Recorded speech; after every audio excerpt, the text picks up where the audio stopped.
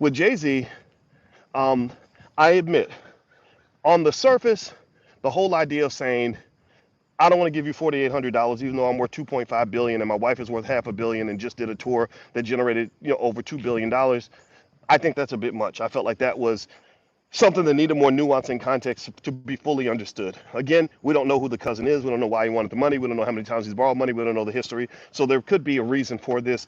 Jay-Z's a very smart man, so I'm not going to question any of that or judge him based on what he said.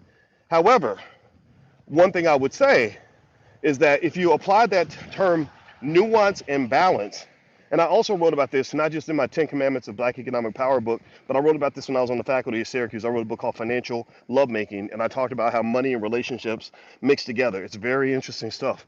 So anyway, I think that balance comes into play in the sense of saying, look, I'm Jay-Z. I'm worth a lot of money. I know that at the family reunion, I'm going to run into a lot of people who are not worth $2.5 billion.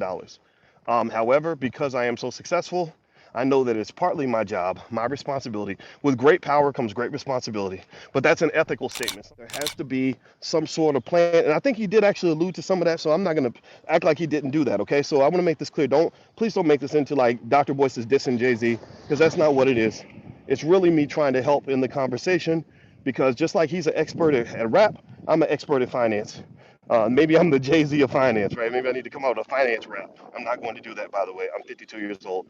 I'm not interested. So anyway, guys, I gotta go. I'm done. I'm gonna go actually turn back around because I gotta finish. I gotta do a little bit more running. So and because health is wealth. You guys know that health is more important than wealth. But anyway, if you want to get profit alerts, stuff like that, I can send you a list of AI stocks that I like.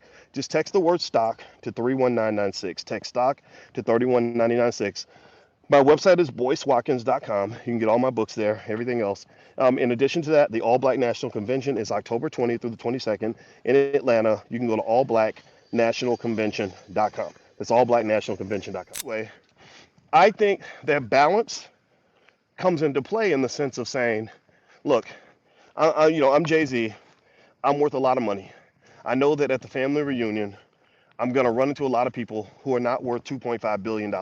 With Jay-Z, I admit, on the surface, the whole idea of saying, I don't want to give you $4,800, even though I'm worth 2.5 billion and my wife is worth half a billion and just did a tour that generated, over $2 billion. I think that's a bit much. However, because I am so successful, I know that it's partly my job, my responsibility. And I have to tell you the truth. That's not the philosophy I believe in. I believe that America is going to suffer because we have too many billionaires that don't feel they have an obligation to care about poor people. I think that's going to be America's biggest downfall. Like we're desensitized to that. We will step over homeless people on our way to a $1 billion corporate office, and I don't understand that, right? So anyway, so with Jay, I think balance might be the key. So it might mean here's what he could do, right? And Jay-Z, if you're listening, feel free to call me. I will tell you what I think. I never met Jay-Z. I don't know him. I talked to Beyonce's road manager on the phone for many hours in 2014, and I remember he spent the whole 2 hours trying to convince me that Jay-Z really did care about black people, but he just didn't say it in his raps. And I said, well, if he doesn't say it in his raps, then why would I care what he thinks? Like it doesn't matter if he doesn't say it. And so literally right after we had that conversation, I remember, I don't know if it's a coincidence or not, but I remember 444 came out around that about 9 months later. And I don't know if it was connected to our conversation, but I was very happy that Jay at least talked about economics from a position of uplifting other people. So with Jay, one thing he could do is he could do what Cedric the Entertainer actually does.